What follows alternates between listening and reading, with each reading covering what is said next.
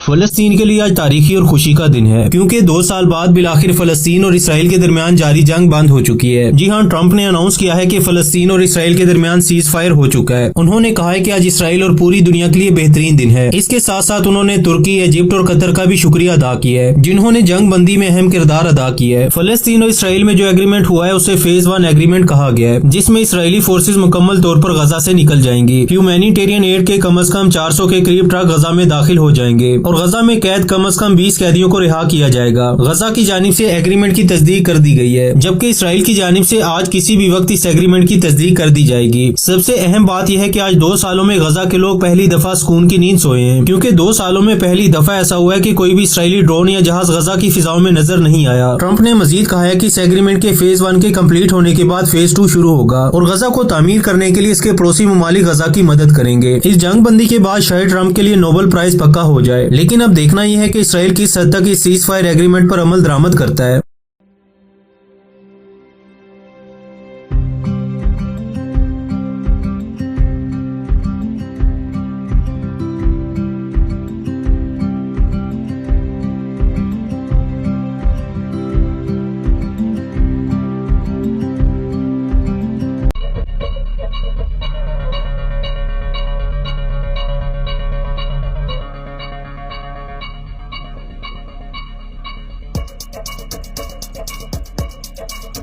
फलस्तीन के लिए आज तारीखी और खुशी का दिन है क्योंकि 2 साल बाद बिलाखिर फलस्तीन और इसराइल के दरमियान जारी जंग बंद हो चुकी है। जी हां, ट्रंप ने अनाउंस किया है कि फलस्तीन और इसराइल के दरमियान सीज फायर हो चुका है। उन्होंने कहा है कि आज इसराइल और पूरी दुनिया के लिए बेहतरीन दिन है। इसके साथ साथ उन्होंने तुर्की, इजिप्ट और कतर का भी शुक्रिया अदा किया है जिन्होंने जंग बंदी में अहम किरदार अदा किया है। फलस्तीन और इसराइल में जो एग्रीमेंट हुआ है उसे फेज 1 एग्रीमेंट कहा गया है, जिसमें इसराइली फोर्सेज मुकम्मल तौर पर गजा से निकल जाएंगी। ह्यूमैनिटेरियन एड के कम से कम 400 के करीब ट्रक गजा में दाखिल हो जाएंगे और गजा में कैद कम से कम 20 कैदियों को रिहा किया जाएगा। गजा की जानिब से एग्रीमेंट की तस्दीक कर दी गई है, जबकि इसराइल की जानिब से आज किसी भी वक्त इस एग्रीमेंट की तस्दीक कर दी जाएगी। सबसे अहम बात यह है कि आज 2 सालों में गजा के लोग पहली दफा सुकून की नींद सोए हैं, क्योंकि 2 सालों में पहली दफा ऐसा हुआ है कि कोई भी इसराइली ड्रोन या जहाज गजा की फिजाओं में नजर नहीं आया। ट्रंप ने मजीद कहा है कि इस एग्रीमेंट के फेज 1 के कम्प्लीट होने के बाद फेज 2 शुरू होगा और गजा को तामीर करने के लिए इसके पड़ोसी ममालिक गजा की मदद करेंगे। इस जंग बंदी के बाद शायद ट्रंप के लिए नोबेल प्राइज पक्का हो जाए, लेकिन अब देखना यह है कि इसराइल किस हद तक इस सीज फायर एग्रीमेंट पर अमल दरामद करता है।